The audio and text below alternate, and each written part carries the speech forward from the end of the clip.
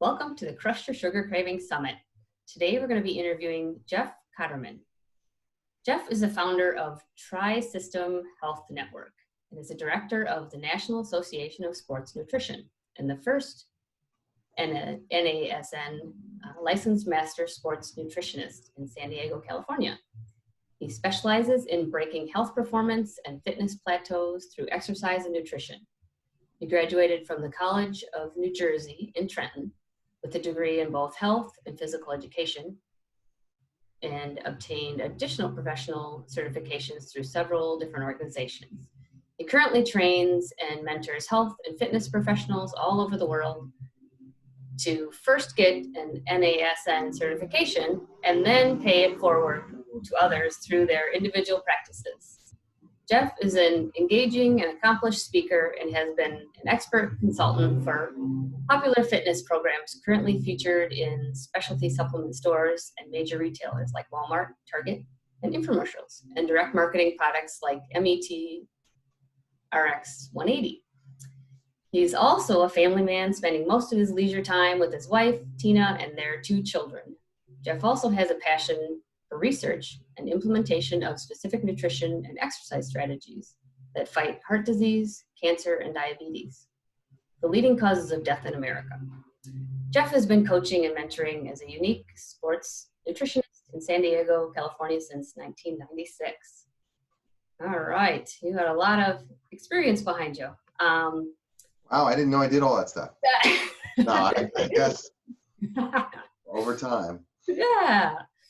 No, I like to kind of help people. We got a bit of background there, but how did you decide health and wellness was kind of your thing that you wanted to get into? Tell us a little bit about the backstory, how you got started. Oh, that's kind of a fun story. I originally thought that I was going to have a career in the Marine Corps. I spent 7 years in the Marine Corps and got into various programs. I enlisted and then became what people know as to be a Mustang, meaning I started off enlisted and then got into an officer program, went to college, got commissioned as an officer. I got a flight contract and went to flight school, and things started to change in flight school because they'd be teaching me how to fly an aircraft, but they'd also be putting us through all these tests, like these G-force tests, these ejection seat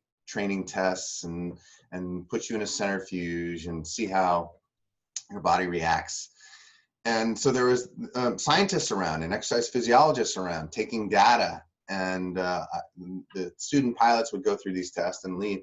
And I would go through the test, and then I'd want to hang out and talk to the physiologists and say, what are you doing here? And what's the research? And I was more curious about the effects of the plane on the human body rather than how the jet engine worked, and my peers, my other student pilots, they were just interested in, being a pilot. And I loved the Marine Corps, and I loved doing all the exciting things that we did in there. But I realized that my true calling and passion centered around human physiology and performance. And so after being in the Marine Corps for 7 years, I realized that I really wanted to get out and pursue my passion. And I was able to do that. And in 1993, when I got out, there was actually a program to help me get started. And so I got out right there in Pensacola, Florida, where Marine Corps and Navy Flight School is, and started a personal training practice. I got my first personal training certificate in Tallahassee, Florida, and opened up personal training practice, motivated, young guy who was already fit from being in the Marine Corps. And I was very concentrated on making the perfect workout for a person. And that business flourished for only a couple months because I just concentrated on their workout, and I didn't ask them, did they get enough sleep, how much water they drank, or what their nutrition was like. I was just making sure that they executed proper form and did a perfect workout. And they were undoing my hour in the next 24 hours. And my business was doomed to failure. Yeah. And so I ultimately had to close my doors. So here I am, leaving the Marine Corps, which I thought was going to be my lifetime career, starting a business, and then where did all my clients go? I had this sense of failure. I didn't know, well, was I doing the right thing? I left the government job to work on my own, and now I was a failing entrepreneur. And I slowly figured out that the reason my clients left and getting feedback from clients that left was that I wasn't addressing things outside of the workout, and that nutrition was just as important or more important, and lifestyle and preparing for a workout and determining whether they should have a pre or post workout, and hydration and rest, and all these things were super important. So I went back to school. I found the National Association of Sports Nutrition. The timing was perfect. I got in right when the organization was getting started.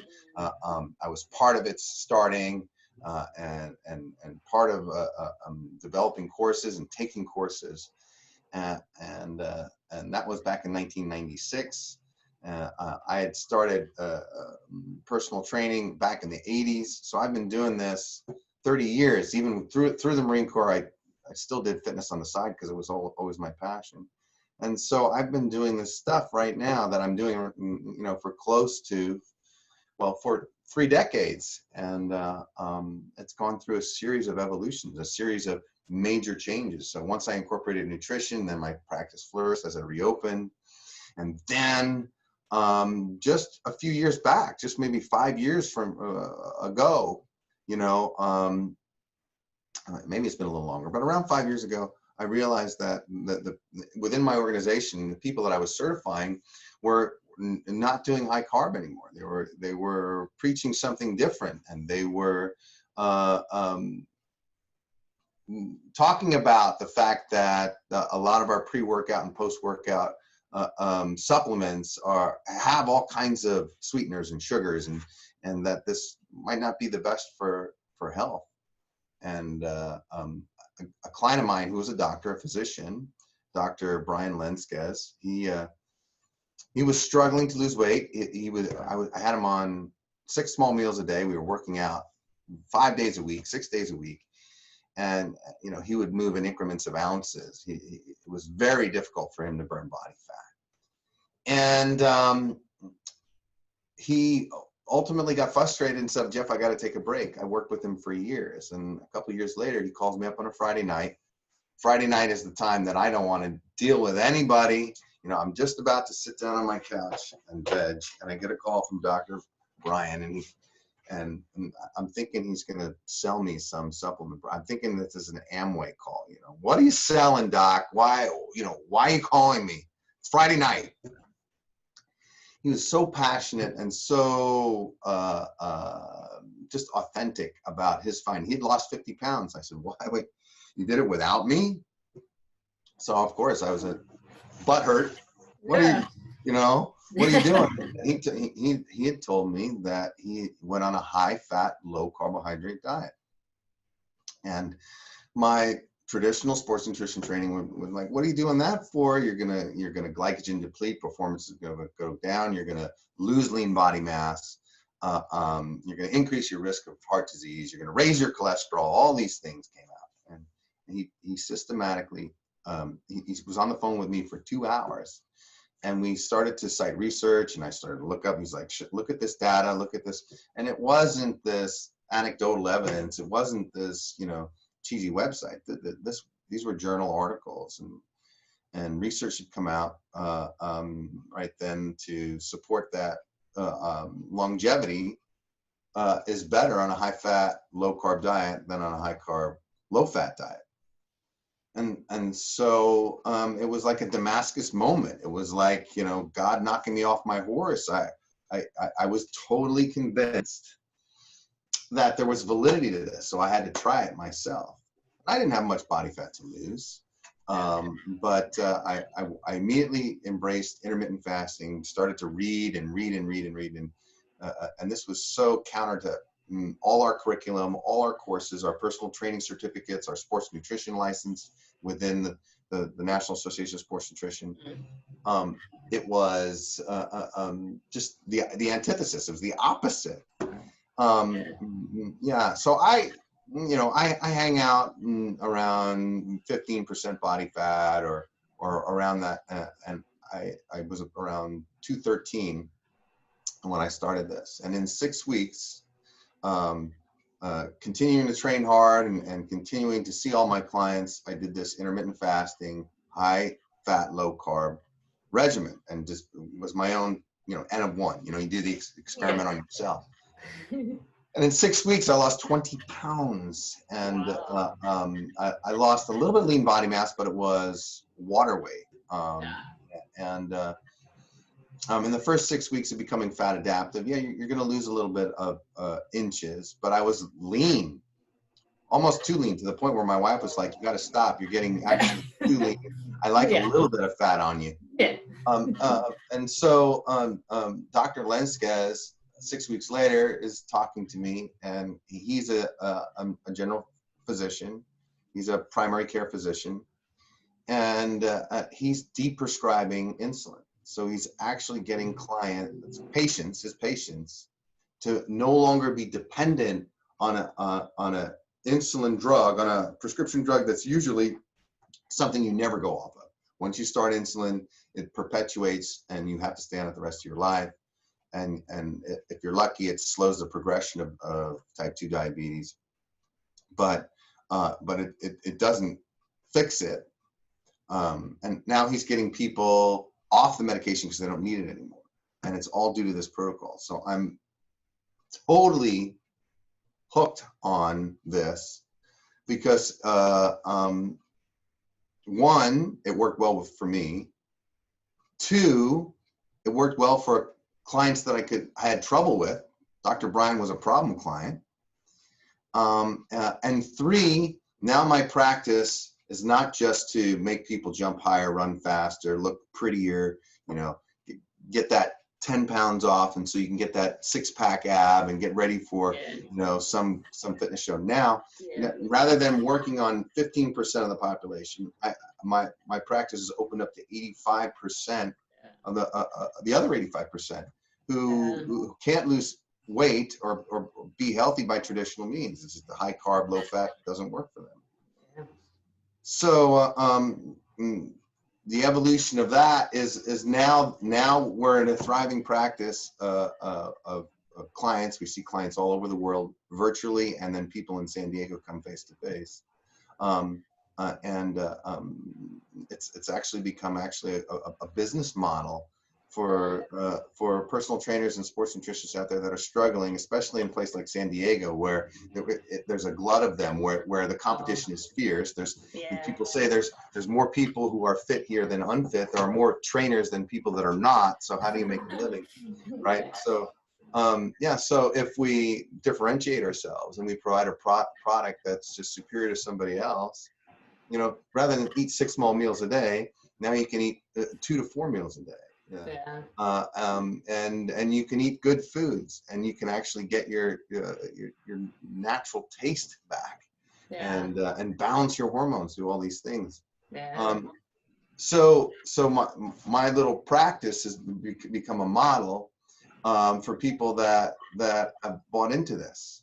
Now, the downside to this is within the National Association of Sports Nutrition, within this certification body that's worldwide certifier that credentials people, we've flipped, and there's been backlash. There are people that just still will not. They'll say athletes need sugar. Athletes need, you need your goo, and you need your Gatorade, and you need to carb load, and you need to carb replete after, and they're just closed-minded. So our organization went through an attrition, and still is controversial. There are still people that are just holding fast to the old school traditional high carbohydrate philosophy, the high carbohydrate, I don't know what you would call it, scientific mantra.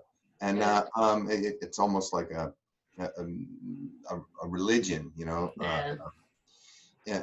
to look at the science, and we've got to be open-minded. And And so everybody's all, not the same. So yeah, everybody's different. So yeah, and so that transition for some people is just too much of a leap because it's literally a yeah. 180-degree switch. Yeah. In the 90s and the early 2000s, we promoted everyone should be on a high carbohydrate diet, and if they're not, we should improve their tolerance to carbohydrate by feeding them more, which was the wrong thing to say. Yeah. I actually, as the director of the association, had to get on a video and say Yeah. we were wrong. Yeah. And a lot of people don't like to admit it. People advise me against saying that. Don't say you were wrong, but we were. And I Yeah. think the best thing to be is honest. Right. And we live in a carb eating society. We live in a society where sugar is a reward, where sugar is accepted, where we're enticed by sugar. It's part of our culture. You know, Mhm. Coca-Cola is American. Kellogg's is an American. Yeah. Mars Bar and Pepsi. These are big companies that are associated with American success. Mhm. So to alienate their product or to say that their product is harmful, is counterculture. Yeah. And so we're up against some big, deep-seated businesses and lifestyle things. I mean, even in sports events, you see these logos. You'll see, Yeah. True. yeah. Gatorade and Pepsi and Coca-Cola are sponsors of the Olympics and all these kind of things. Yeah. So in the sports nutrition industry, there's still a great conflict, but at the end of the day, I want to be able to put my head on the pillow and say, I'm doing the right thing, and if it costs me, at least it doesn't cost me my conscience. It doesn't cost me my integrity at the end. Right. So there's kind of a summary of how I got into this, Right. and now I'm kind of fighting the fight. Now I'm an advocate for eliminating sugar in the diet for recognizing it as a potent drug type substance that people readily consume in large quantities every day. Yeah. It's too bad. What about the people that they don't really need their weight's okay, they don't have aches and pains or chronic illness, Yeah. and they're able to eat that way? What do you say to them? Good for them. That's good. So there's genetic diversity. Everybody is different. The reason that my business flourishes is because we individualize everything. And so a healthy diet for one person is not the healthy diet for another person. I use as a role model a guy named Tim Noakes, Dr. Tim Noakes. He's a professor out of South Africa that kind of wrote the textbook on carb loading, and then realized that what he was doing was incorrect as well. And literally, he's written college textbooks, these big, thick textbooks, and has been seen in lectures ripping chapters out on carbohydrates. So I had a chance to kind of have a conversation with him, and it was funny. It was over Twitter. If you have a PhD or above, or if you're an MD, you seem to hang out on Twitter. And then if you don't have any of those, then you're more like Facebook and the other social media. But all the big movers in this movement, the researchers and the doctors and the ones that are actually the most credible, tend to hang out on Twitter. And so on a Sunday morning, he posted something and I posted something back. And I want to know that I thought that there was a direct correlation between obesity trends in the United States and thus worldwide and insulin resistance. So let's go over some facts. So worldwide, the majority of us worldwide, not just United States, worldwide, the majority of us are overweight. Yeah. And obesity trends are not decreasing, they're getting worse. And the obesity trends in the United States are about 65% are overweight, and then over half of them now are approaching obesity. And so I said, okay, 65%. So Tim, does that mean that 35% of us are not insulin resistant? Because we're determining that the root cause of obesity is not eating too many calories and eating too much saturated fat and not moving enough. Gym memberships and treadmill purchases are showing otherwise. And people are over 50% of the U.S. population's on some kind of diet that's calorie restricting, and yet body fat keeps going up. The cause of it is our ability to process refined carbohydrate. What's the common term for processed carbohydrate? Sugar, right? So, right. So that's the root cause worldwide. And so I said, okay, if insulin resistance and prediabetes and metabolic syndrome, syndrome X, whatever you want to call it, if that plethora of metabolic disorder is the cause of, then there should be a direct correlation between the genetic propensity for insulin resistance. So I said to Tim, are about 65% of the world population just insulin resistant, and then about 35 can eat as much sugar as they want and not have a problem. He said no, his estimate, and I don't know that he has hard data to break this up, but his estimate is about 15% of the population is so genetically diverse that they can go on a high carbohydrate diet lifelong and not have detriment. But that's a small percentage of the population, right? And that 15% is probably our elite athletes, our special forces people, our people that are just, that person that's just genetically gifted. They naturally have muscle. They naturally can run fast. They naturally don't need as much sleep, and they can eat whatever they want.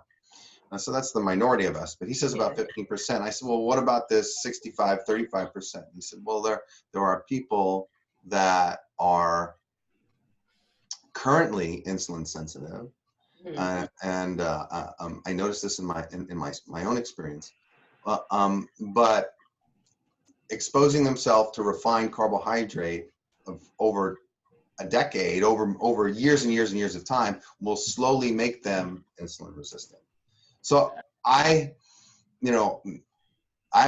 been relatively lean all my life. When I entered the Marine Corps, I was 150 pounds, low body fat, and I gradually gained weight even after college. But I've stayed around 200 pounds, 210 now most of my life. But it started to creep up, and I wondered why. And when I measured my fasting insulin, which is what, if you're in this community, that's the baseline assessment tool to see where you are with carbohydrate, is to take a fasting insulin. It's an atypical test. Most doctors won't readily prescribe it, especially if they're not savvy or informed about a high fat diet. But they think a blood glucose and A1C is enough, but fasting insulin is going to tell you whether you have a propensity to develop high blood sugar and develop basically type 2 diabetes. So I noticed that my fasting insulin was 10 the first time I took it. And I took it right before I started a high fat diet, just to see, right? And so a fasting insulin of 10 is not horrible, but after 12 hours of not eating, you should not have insulin in your bloodstream floating around. Why is that? Well, that's the beginnings of insulin resistance. And it wasn't because I was a sugar addict. I mean, yes, I liked a little bit of dessert like everybody else. But from my 20s, I'd been a good boy, eating my oatmeal, eating my brown rice, eating my whole grain bread every day. And even though those were healthy, low glycemic, nutrient dense carbohydrate, they still had a cumulative effect over time, causing me to have to reduce or eliminate some of those foods, or all of them. So honestly, I don't miss rice, and I don't miss. I really don't miss pasta. A lot of people love pasta and bread. And there are better foods out there that make me feel better, that even taste better than those foods. But most of America still thinks that those are benign foods, that those foods aren't going to hurt me, that they're healthy foods. And those are foods that they can still eat even when in the throes of type 2 diabetes and an A1C of 8, 9, 10. They feel like they can still eat these foods. Yeah. So worldwide, now we need to grossly restrict carbohydrate, specifically, high insulin response carbohydrate, which is sugar. Yeah. And a lot of people think, well, that's too extreme. A high fat, low carb diet is just unrealistic. It looks unhealthy based on our culture. Bacon, stay away from that. Butter, stay away from that. Now, I'm not saying live on bacon and butter. Yeah.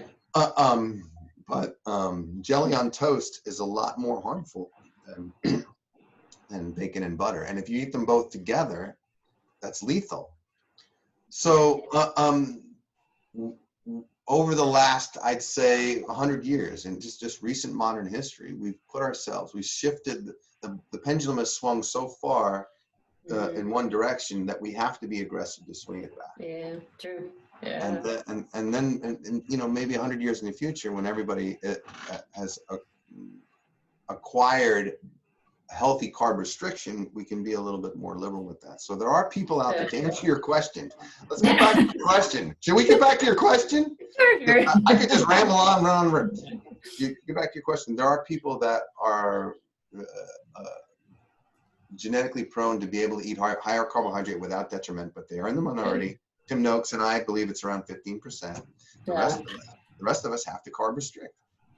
And then we have to carb restrict for long term, so that our offspring and so that generations in the future can handle carbohydrate better than we can handle. And some people can be on a ketogenic diet, can actually produce ketones in their bloodstream at higher than 20 or 30 grams, which is the clinical standard, right? Yeah. Right. So Low Carb USA, a guy named Doug Reynolds and Pam Devine, they founded this organization, and then they developed the standard of care and the clinical definitions for practitioners for what a ketogenic diet is. And a clinical ketogenic diet, the definitions under 30 carbs. Then we can talk about net carbs and the variations of that. But bottom line, you want your body to use fat for fuel. You don't want it to just store fat and wait around for carbohydrates. So you want it to become fat adaptive. And people can become fat adaptive on around 20 or 30 grams of carbs a day over a period of weeks, right? They can train their body to use fat for fuel. But there are some people that can handle that and maintain production of ketones at higher than that, at 40 or 50, or even 70 carbs a day, and they're blessed. Yeah. That's not the most of us, and that's something to strive to, because we can become fat adaptive to the point where we can healthfully tolerate carbohydrate more than in the beginning, but not to the point where we're just eating sugar every day. Yeah. It's just not. It's not natural. It's not healthy, but it is culturally accepted, right? Right. Yeah. That's too bad. Yeah. So people listening today, what's one thing that they could kind of take away and start working on? Maybe they aren't working with a coach or something, but they just want to kind of try it on their own and see what it's like. What's one thing that they can start with? So this is a pen. I'm going to use it as an analogy. I'm going to give some hard medicine to swallow right now. this is the takeaway, that if you understand it, it will give you success in changing your lifestyle habits to get results. The general trend is in coaching world and in training world and in health coaching is, let's just make small achievable steps to move you in the right direction. And let's cut back on carbohydrate a little bit. Let's pick some foods to exchange out of your diet and replace them for other foods. So what are we going to eat in place of bread? Or what's the alternative to pasta? Or what are you going to do when the family has pizza? And those are good practical things. And you can implement them and implement them well and get no results. And this is why. It's about threshold. It's about threshold training. Now, when people hammer a nail, if I'm trying to hammer it, let's say this pen is a nail, the incentive to hit the nail again is that it goes down a little bit, right? Yeah. So if my goal is to put this nail into a flush piece of wood, every time I hit it, it goes down a little bit, right? And then eventually I get there. Now with insulin sensitivity and with even building muscle and burning a body fat, it doesn't work incrementally. It's not a straight line. If you were to graph it, it's not linear. It's threshold. So what is threshold? So let's say it took me 10 times to hammer 10 strikes of the hammer to bring this nail in. Threshold training is this. I hit it once, nothing happens. I hit it again, nothing happens. I hit it again, nothing happens, right? So if it takes 10 times for it to go down, if I hit it 9 times, I don't see a result because I'm not at that threshold. But threshold training tells you at the 10th time, it's all the way down, all the way down, right? So if you say, I'm working so hard and I've cut my carbs down to 50 grams a day and I'm gaining weight or I'm seeing no response, I'm not getting any result. It's because you haven't brought your body to that threshold where it gets to the point where, okay, I have to adapt, right? So a lot of people who attempt to restrict carbohydrate, get their carbs so low that their body starves it, and then they kind of hang out in that keto flu zone. They kind of hang out in that area where their body's holding out for carbohydrate, but I'm not ready to use fat for fuel, and they feel terrible.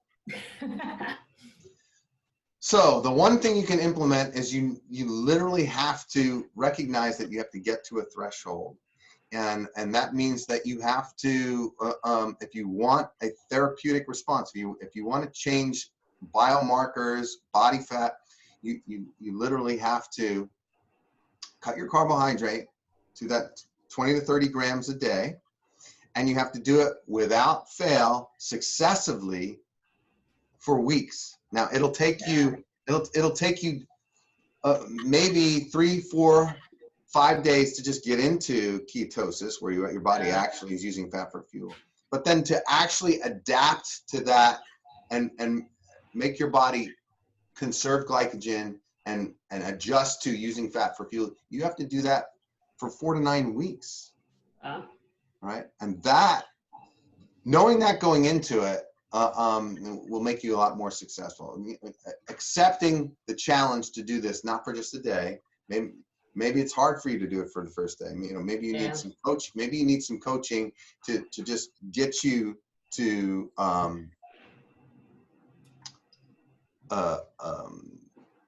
adherent to it, to get you motivated to make a small change, so that you're not looking at running a mile all at once, so that you're just taking it step by step. That's a coaching technique. But you need to understand that, yes, I need to commit to this for a good 4 to 9 weeks to really see results.